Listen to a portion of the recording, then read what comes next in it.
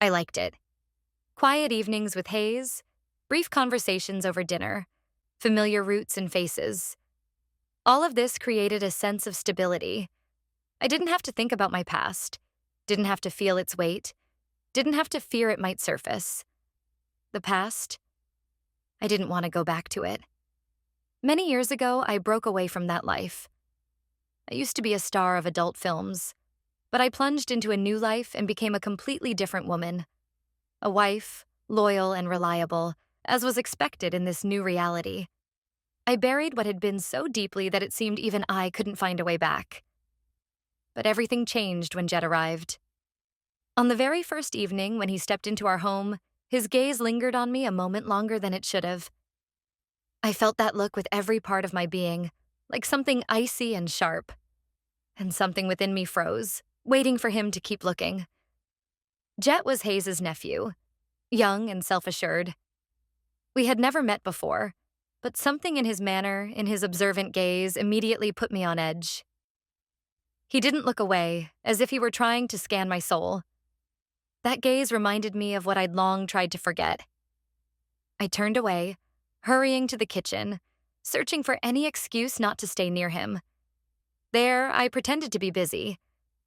But even alone, I still felt his gaze, like a shadow following me. When we sat down to dinner, he looked at me again, and in his eyes, I caught a glint of something subtle but unyielding, as if he knew something about me.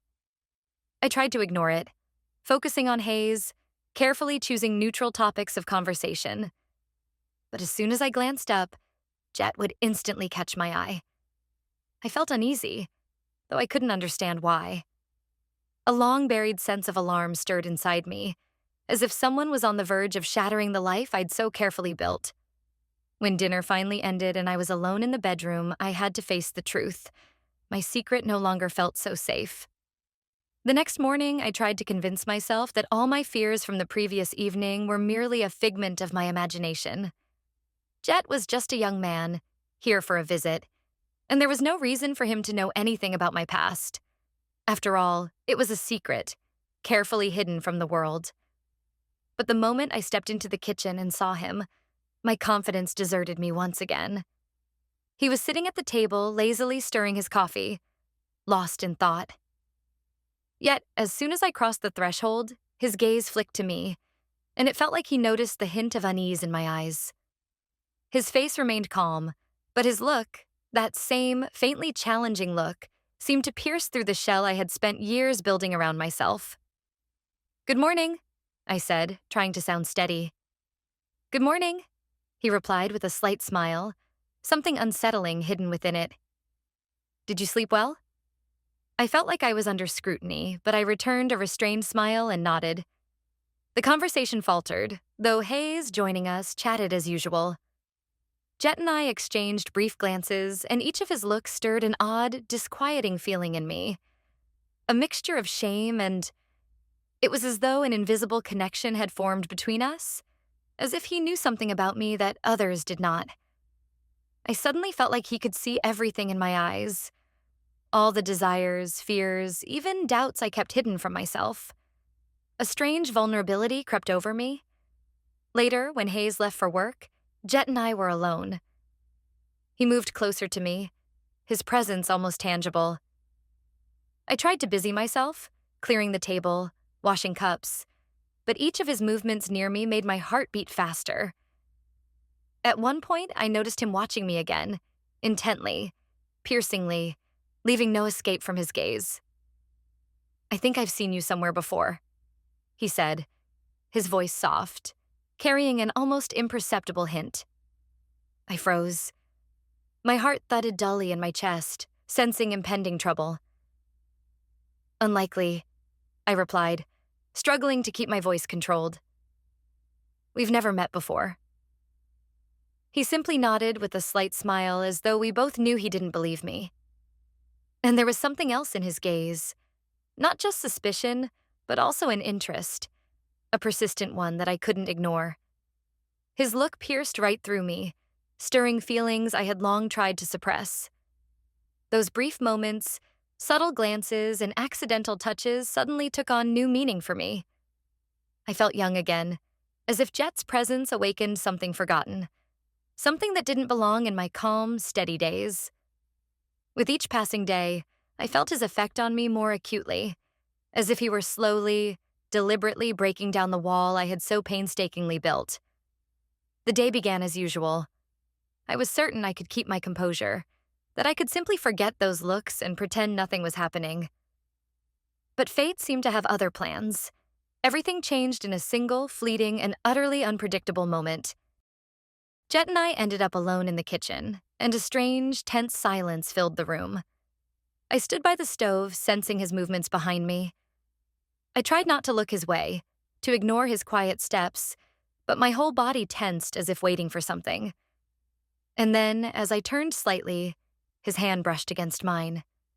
It was a simple touch, but something ignited between us, like a spark setting a flame. I should have stepped back, walked away, but I couldn't. Instead, I looked up, and our eyes met in silent acknowledgement, an unspoken challenge that we both understood without words. Jet's eyes burned, and in them I read something more than just interest or attraction. "This is wrong," I whispered, struggling to find the strength to stop myself. And yet, I reached for him and touched his lips. When we finally pulled back, I saw surprise in his eyes, mingled with understanding. There was no more ambiguity between us. This was a moment after which there was no turning back. I knew I should leave, but I also understood that I could never be the same again. Those few seconds in the kitchen seemed to turn my life upside down. I could no longer stay the same, nor could I stop myself. The days that followed turned into a dance. Hayes, unsuspecting, continued his life as usual. He left for work, immersed in his affairs, barely noticing that anything had changed. We learned to hide, like teenagers trying to conceal their feelings from strict parents. The moment Hayes left the room, Jet and I would exchange quick glances, brief touches.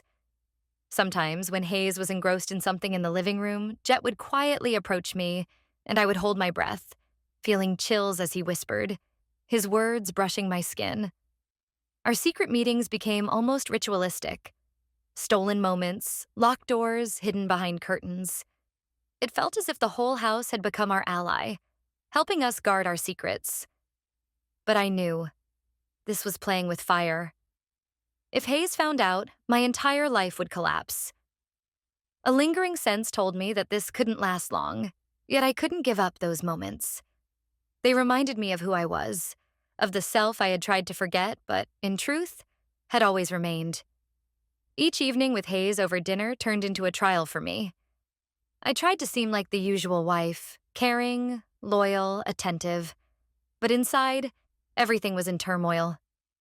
I had to pretend, as if I were my own enemy, trying not to betray the tremor in my voice or the glimmer in my eyes that lingered from being with Jet. And yet, I couldn't resist the feeling that flared with each of his glances. With every passing day, I felt more intensely the dual life I was living.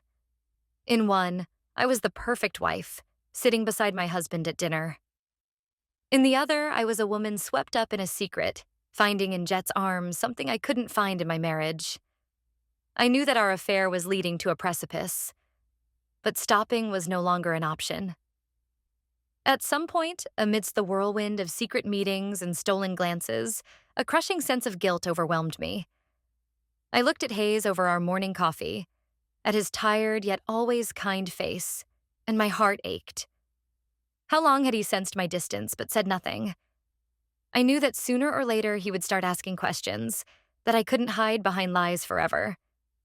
These thoughts haunted me at night, making me toss and turn, trying to escape the disturbing images, the fear of Hayes discovering the truth. It felt as if I was betraying him every time I saw Jet, and this betrayal seemed to scorch me from within, leaving only emptiness and sharp pain. I made a decision. It had to end. I had to return to my life, leave behind this passion that, like fire, was consuming everything around me. I had to become the woman I once was, the one Hayes loved and trusted. Gathering all my willpower, I called Jet and arranged to meet in a secluded place, away from everyone. I stood there, arms wrapped around myself, trying to keep my composure. But when I saw him approaching, I felt my resolve begin to melt. He came closer, and from his expression, I could tell that he felt it too. This heavy premonition, as if our conversation might change everything. "We have to stop," I said, barely managing to steady my voice. He looked at me silently, with a mixture of pain and understanding in his eyes. I could see that it was as hard for him as it was for me. But I looked away to keep from breaking down, to keep from finding another excuse to continue this dangerous affair. Every part of me screamed that I was doing the right thing, that this was the only way to save my marriage, my family, myself. "I can't live with this guilt, Jet," I continued, avoiding his gaze. "I love Hayes, and I can't hurt him."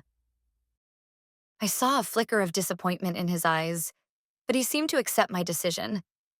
He stepped closer but didn't touch me, only looked at me as if trying to memorize every detail, every line of my face.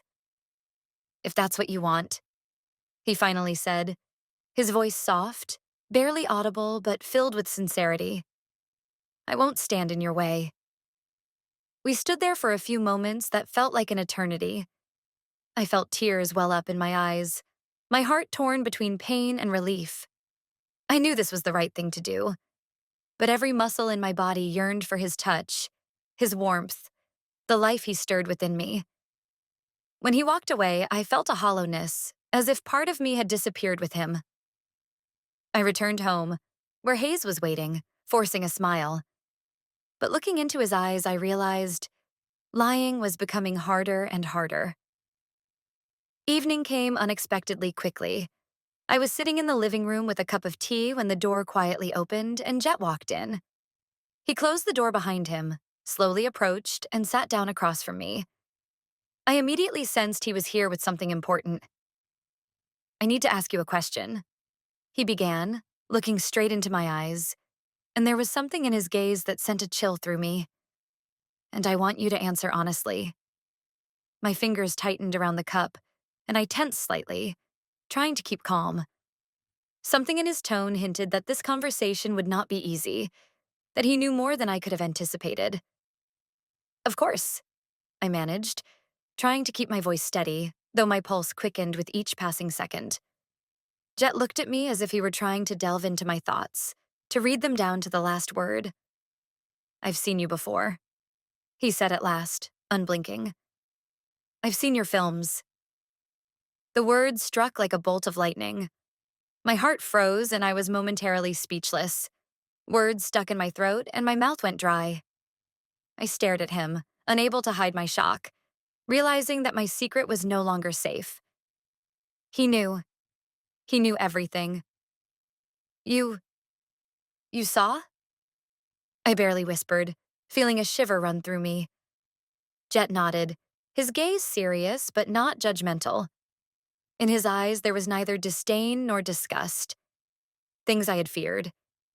He simply looked at me, waiting for me to say something in return. That was a long time ago, Jet," I began, feeling my throat tighten. "It's a part of my life I've tried to leave behind. I've tried to forget." I looked away, unable to hold his intense gaze, and struggled to steady myself. Everything I had worked so hard to hide was now exposed, and I had no strength left to defend it. I knew that, at this moment, I stood before him as my true self, with all the past I had tried to escape. "Why didn't you say anything sooner?" I finally asked, barely managing to contain my turmoil. "Why only now?" Jet hesitated for a moment, as if weighing his words. "Because I wanted to understand you. I wanted to know the real you, not just the image I'd seen on a screen," he said softly but with resolve. "And the more I got to know you, the less your past mattered. You are not just what you did back then. You are the person I've come to know here, with Hayes in this life." Jet, I wanted to be honest with myself, but I was afraid my past would ruin everything. I was afraid that no one could accept it, that if the truth came out, I'd lose everyone.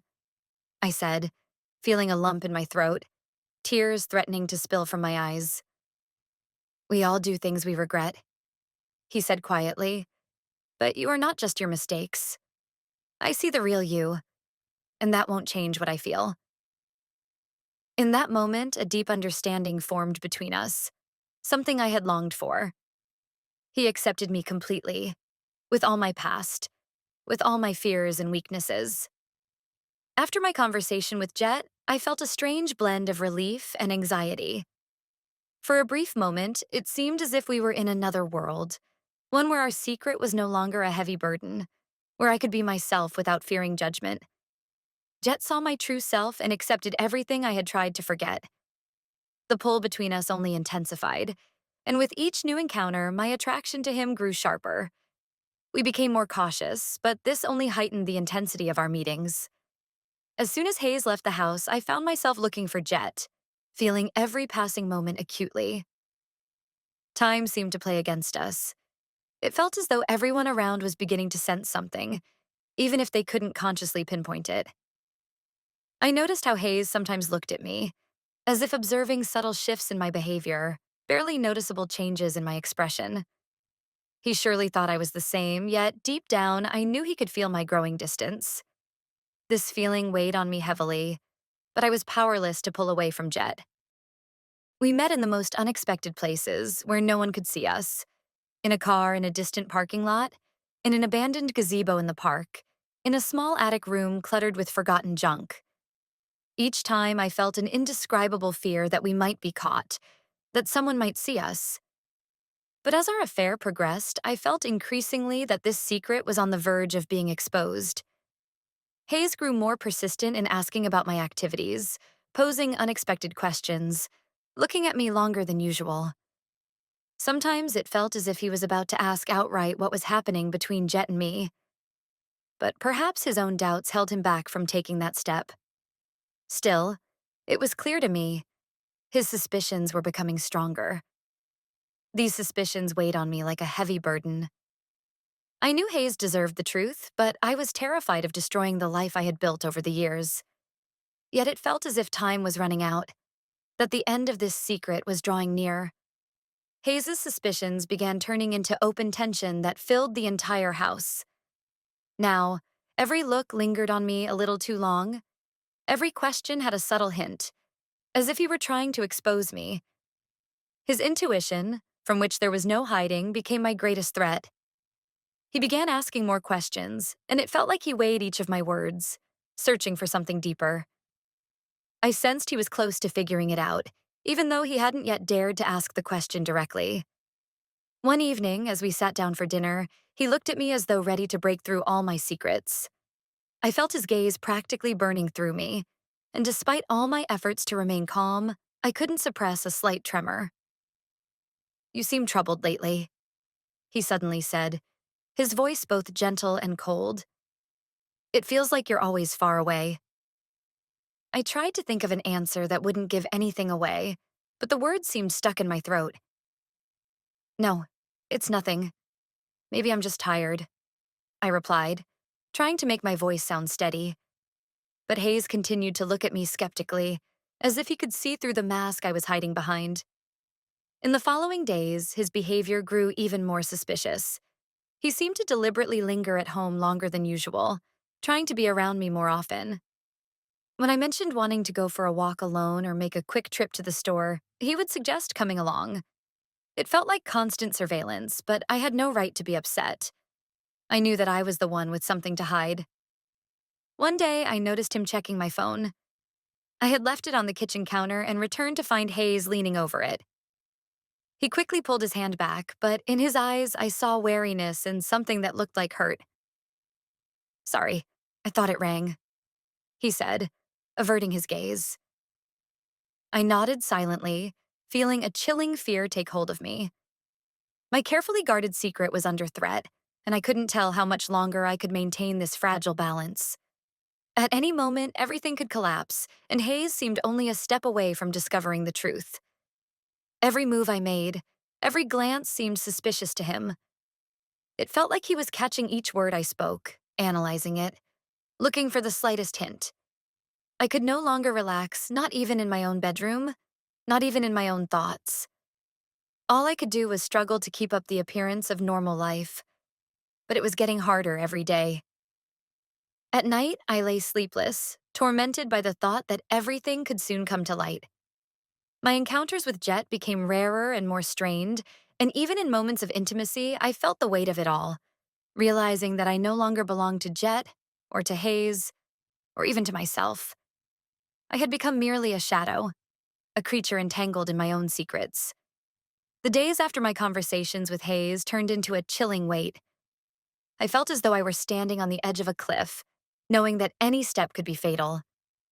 And while Hayes was increasingly leaving me with that penetrating, almost revealing gaze, the true threat came from an unexpected place. One evening, when I slipped out of the house to meet Jet at our secluded spot, he looked different. His gaze was tense, and I sensed something new, a cold determination with a hint of anger. I hesitated for a moment, but still stepped closer. "We need to talk," he said, barely looking at me as if his thoughts were already elsewhere. My heart began to pound faster. I could tell that this was going to be a serious conversation. Jet was silent for a long time before he looked at me again, and in his eyes, I saw something unfamiliar, almost harsh. "This can't go on," he said, his tone unyielding. "Either you leave him and stay with me, or I'll tell Hayes everything." I froze, feeling his words pierce through me like a knife. In an instant, our connection, our attraction, everything that had seemed special and alive turned into something dark and dangerous. His ultimatum made me feel as if the ground had been pulled out from under me. "You can't do this, Jet," I whispered, almost pleading. You can't put me in this position." But he was unrelenting. "I'm tired of these secrets, of all this deceit," he said with a firmness that showed his irritation. "I don't want to be your shadow anymore. I want to be your choice, not a temporary passion. I want you to leave him and start a life with me. But if you can't do that, I'll tell him everything. About us, and about your past." I stood there, stunned, realizing that everything had shattered in a single moment. All our passion, the hidden depth, the attraction that bound us, it had all become a trap. I felt as if my life, the one I had painstakingly built, was ready to crumble at any second. "This isn't fair," I said, barely holding back tears. "You're asking something of me that I can't give." But he didn't look away, and there was no hint of doubt in his eyes. "I don't care," he said, looking straight at me. "I'm not going to be part of this charade anymore. Either you're with me or I'm gone. And he will know everything." My hands trembled. I didn't know what to say.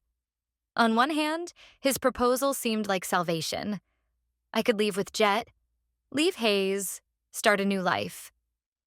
But the thought of the entire truth crashing down on Hayes, his betrayal, my past, was unbearable. I couldn't bear to hurt him that way. But standing there, silently accepting Jet's threat, was also impossible. We looked at each other for a long time, in complete silence that felt like torture to me. "You choose," he said softly, but with the same resolve. "I'm giving you one day.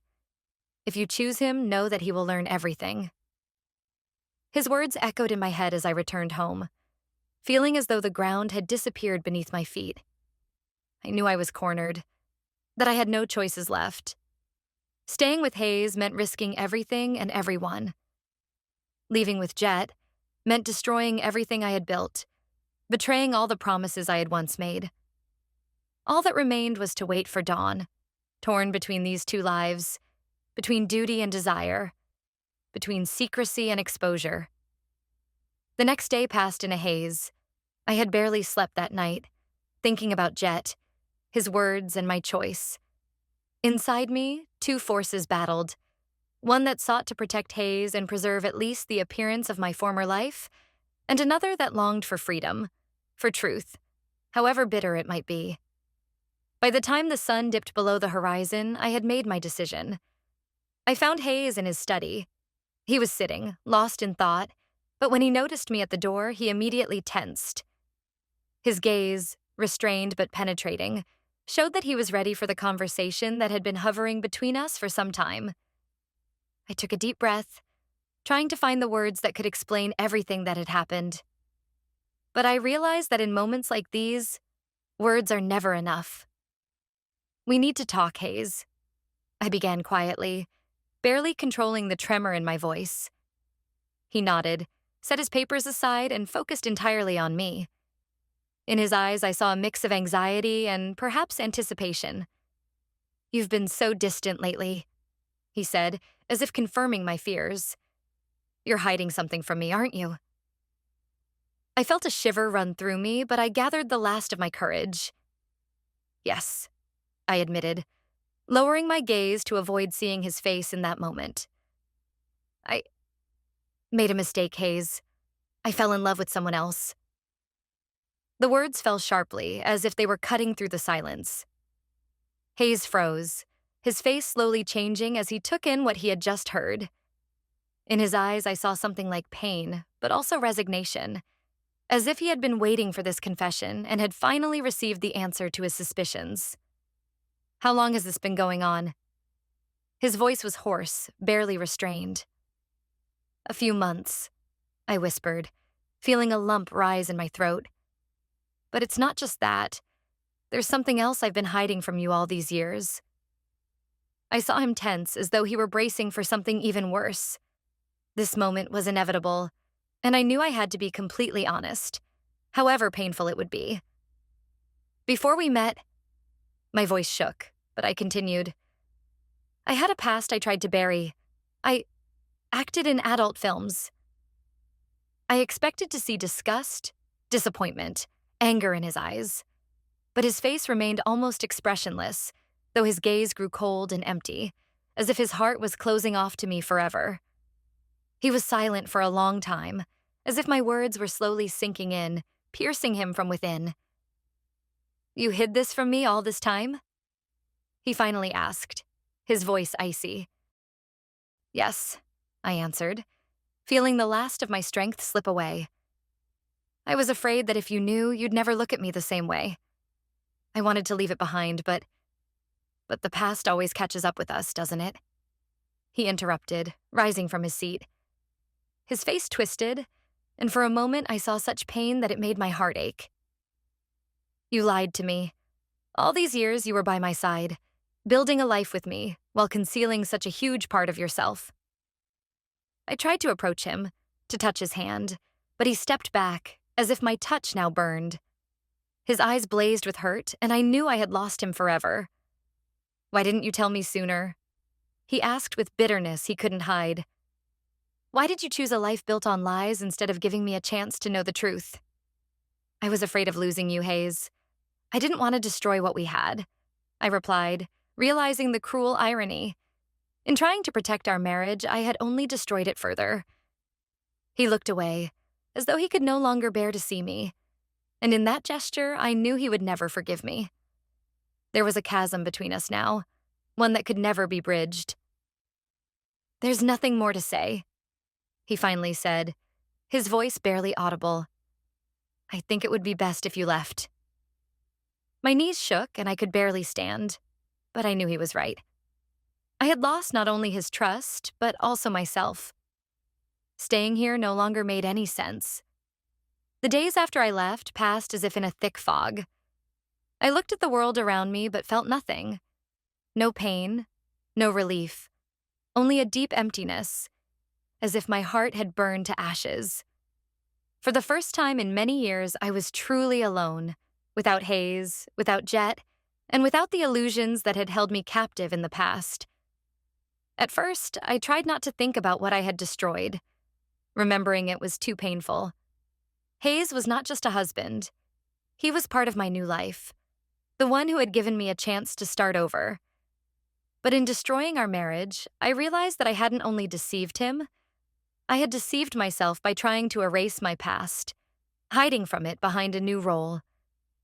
I understood that my fears, my mistakes, my experiences were all part of me, and no matter what I did, they would always be with me. Jet left too. He realized that being with me would bring him no peace, that I was too broken after everything that had happened to start a new life with anyone else. He left me a brief but honest message. "I don't want to be the cause of your ruin. I'm sorry." Now, being truly alone, I could finally look at myself without illusions or excuses. I realized that all these years I had avoided the truth about myself, about my past, thinking that only by hiding it could I be the right wife, a good person. But I was wrong. My past is part of me, and I can't be whole until I fully accept it. Over time, I began to find strength in this honesty. I learned to acknowledge my mistakes and accept them as part of the journey that had shaped who I am. I had to rediscover myself, to see the woman I had tried to forget, and understand that there was nothing shameful in her. I was who I was, and that neither diminished nor elevated me. It was simply my story. Months passed. Silence and solitude became my only companions, but I no longer felt them as a burden. Now I could look inside myself without fear or blame. I knew that by accepting my past, I could move forward. I no longer tried to escape my shadow. It was part of me, and now I embraced it. One morning, I ran into Hayes by chance in the park. For a moment, we both froze, unsure how to react. In his eyes, there was no longer anger or pain, only a weary acceptance. He nodded briefly, and I felt grateful for this quiet forgiveness, for the fact that, despite everything, he could now move on. We didn't say a word to each other, but in that silence, there was a sense of closure. I understood that our story had ended and that now each of us had the chance to begin a new one that we could choose for ourselves. Perhaps that is true freedom. Now I could walk my own path, no longer hiding from myself,